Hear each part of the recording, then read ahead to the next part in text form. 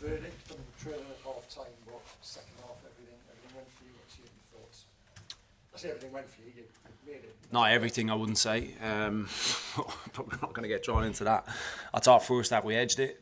Gave me half of a few chances. I thought we looked the more likely, controlled good parts of it. Transition obviously cost us a little bit, where we became a little bit disjointed. They took the opportunity well, clearly.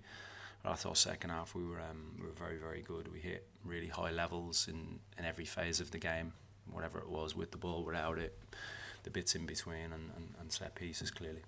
What was your take on those two penalty incidents? Not dissimilar, what was your take on the first one and the second one? Yeah, I've purposely not looked at them back, to be honest, because I don't want it to be the main thing I discussed today. I don't think it's been the main reason why the game has been decided. Some people might disagree with that. I think on the balance of play, we have to get one of them.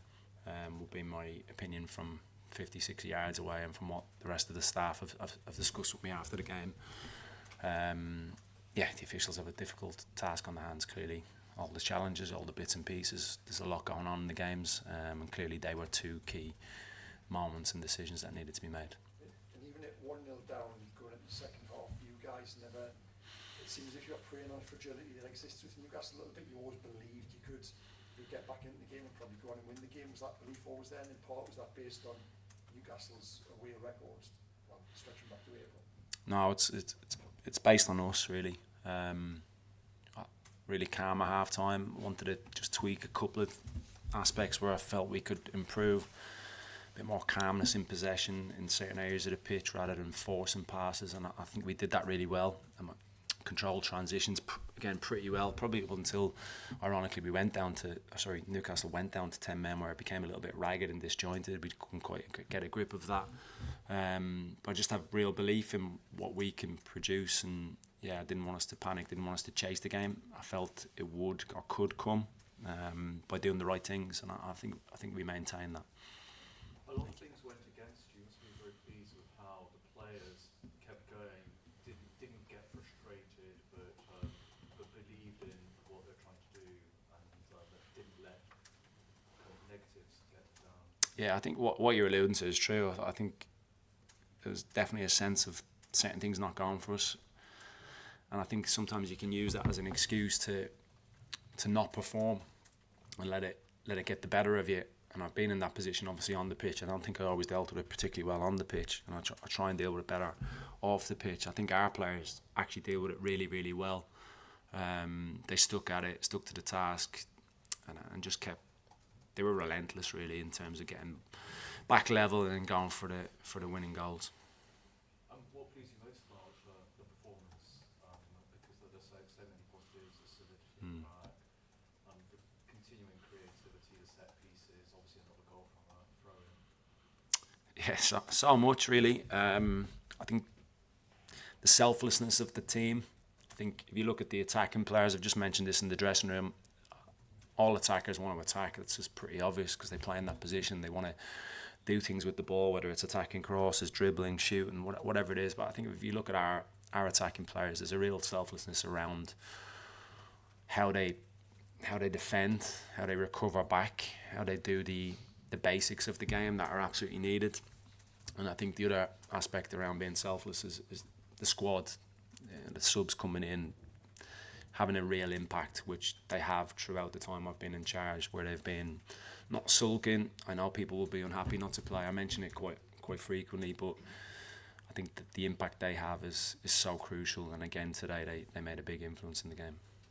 We've spoken a lot about Igor Thiago already this season, but again, great calmness, another penalty put away, second match running. But also only early Haaland now. Yeah, and a long time to wait to take the penalty, clearly, which isn't easy. I think it was 5.5 minutes, someone just mentioned to me, which is a long time to have to wait. Whether that's right or not, I'm not quite sure. But he's just in a great vein of form, playing full of confidence, huge personality. Clearly, I think everybody can see that. Loving life, loving football, and long may it continue. Keith, have you ever seen a throw-in taker as good as Michael Coyote before? Probably not, no. Well, I certainly haven't worked with one as good. Yeah, he's pretty special. I think he gets a lot of headlines clearly for that. I think if you take that away, he's still a fantastic footballer. The way he approaches the game, the way he likes to defend, has real pride in that, and the constant development in his game. Really keen to learn day to day, week to week basis, which ties into what we do at the club. But the long throw is pretty special. Yeah. Does he practice it a lot like during the week, or is it just some of these guys he doesn't really practice that much? No, we practice all phases of play, and Michael's obviously pretty prevalent in that phase of the game, so he practices pretty frequently. Yeah. Did you lose the thread of the game around the penalty like I did? When you were in the dugout, it kind of lost its kind of momentum. It's just, I mean, it must be difficult even for a coach to keep up with it, I would have thought.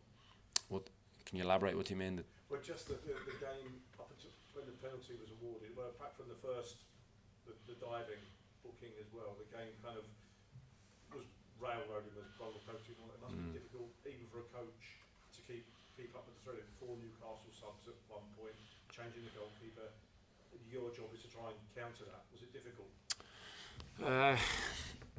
Yeah, just wanted to keep I didn't want the momentum to come out of the game because I felt we were on top. So that was probably the big thing I wanted to try and get across to the players.